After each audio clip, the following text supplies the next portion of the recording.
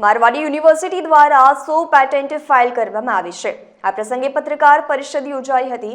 પત્રકાર પરિષદમાં dean doctor જાડેજાએ જણાવ્યું હતું કે વિદ્યાર્થીઓમાં નવીનીકરણને પોષવા અને પ્રોત્સાહન આપવા માટે આઈપીઆર પ્રોટેક્શનના મહત્વને માન્યતા આપવા માટે મારવાડી યુનિવર્સિટીએ કેટલાક સક્રિય પગલાં લીધા છે, જેથી કરીને આ ઇવેન્ટ મારફતે પેટન્ટ્સના ફાઇલિંગ અને મંજૂરી આપવાની પ્રક્રિયા અંગે જાગૃતિ ફેલાવી શકાય તથા તેને સુવિધાજનક બનાવી શકાય।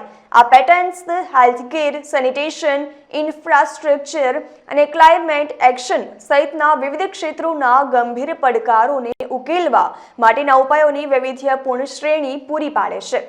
મારવાડી યુનિવર્સિટીએ તેના centre for innovation, incubation and research મારફતે ભારતના ઇન્ટેલેક્ચ્યુઅલ પ્રોપર્ટી લેન્ડસ્કેપમાં નોંધપાત્ર સીમાચિહ્ન હાંસલ કરીને વર્લ્ડ આઈપી ડે 2024ની ઉજવણી કરી હતી।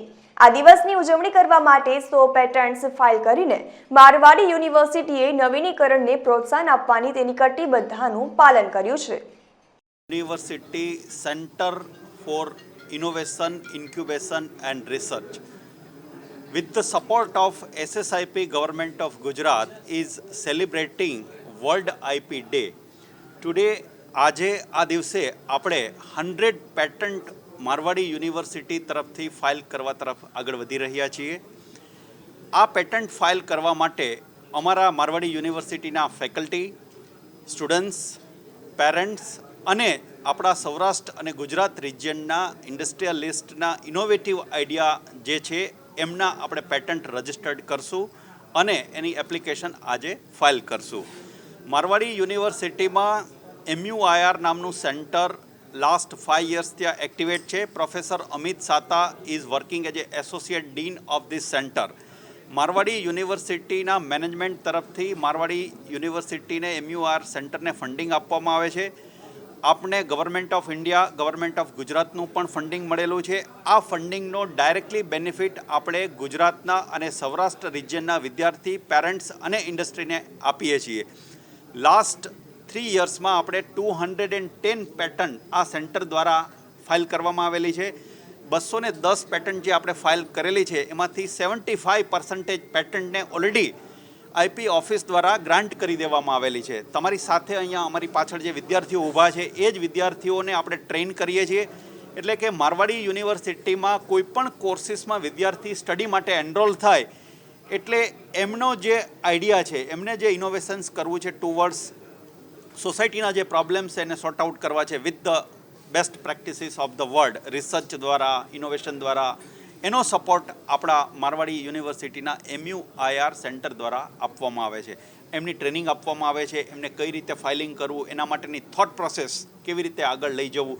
મને કોઈ આઈડિયા તો છે પણ એ આઈડિયાને નેક્સ્ટ લેવલે મારે નર્ચરિંગ કેવી રીતે કરવું, એના માટે આ સેન્ટર છે એ કાર્યરત છે। યુનિવર્સિટી કોઈ પણ ઇન્ડસ્ટ્રી કે કોઈ પણ વિદ્યાર્થી જ્યારે એને પેટન્ટ ફાઇલ કરવી છે તો એના અલગ અલગ ક્લેમ મુજબ એનો ચાર્જ ગવર્મેન્ટને ચૂકવવાનો હોય છે। ધારો કે મારી પાસે 10 એવા હું ક્લેમ આપું છું કે જે મારા 10 નોવેલ આઈડિયા છે કે 10 નોવેલ્ટી હું પ્રૂવ કરું છું તો એના માટે અલગ ચાર્જ હોય છે। પ્લસ પેટન્ટ ડ્રાફ્ટિંગ પ્રોપર થવું જોઈએ જેથી કરીને તમારો ઇનોવેશનમાં ક્યાંય લૂપ હોલ્સ કે લેગિંગ ના રહી શકે, તો એક ડ્રાફ્ટિંગનો ચાર્જ હોય છે। અને પછી રિસન્ટલી ગવર્મેન્ટ ઓફ ઇન્ડિયા દ્વારા સ્કીમ શરૂ કરવામાં આવી છે કે તમે પેટન્ટનું પબ્લિકેશન અને એક્ઝામિનેશન બહુ ઝડપથી કરાવી શકો, તો એનો એક અલગ ચાર્જ હોય છે। એટલે ઓન એન એવરેજ જો આપણે ગણીએ તો એક પેટન્ટ ફાઇલ કરવાનો ખર્ચો 30,000 રૂપિયાથી લઈ અને 50,000 રૂપિયા સુધીનો હોઈ શકે છે। Steel it depends on to the region કે તમે ગુજરાતમાંથી કોઈ અટોર્નીને હાયર કરો છો કે ઇન્ડિયા લેવલે કરો છો, એમના ચાર્જીસ અલગ અલગ હોય છે। બટ ઓન એન એવરેજ એક પેટન્ટ પાછળનો ખર્ચો 30,000થી લઈ અને 50,000 રૂપિયા સુધીનો થઈ શકે છે।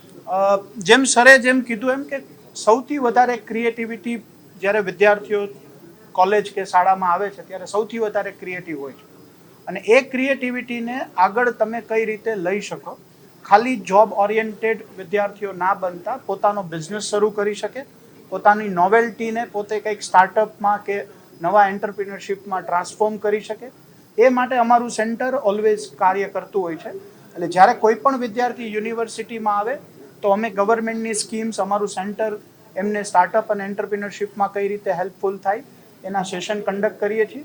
અને સ્લોલી પ્રોસેસ, કોઈ પણ વિદ્યાર્થી પાસે નવો આઈડિયા હોય કે ના હોય, અમારું સેન્ટર એની સાથે પ્રોસેસ કરી અને એને થોડો નવો વિચાર તરફ લઈ જાય, જેથી કરીને એ સ્ટાર્ટઅપ કે એન્ટરપ્રિનરશિપ શરૂ કરી શકે અને ઇન ટર્ન એકચ્યુઅલી ફાઇનલી એ દેશની ઇકોનોમીમાં કન્ટ્રીબ્યુટ કરી શકે.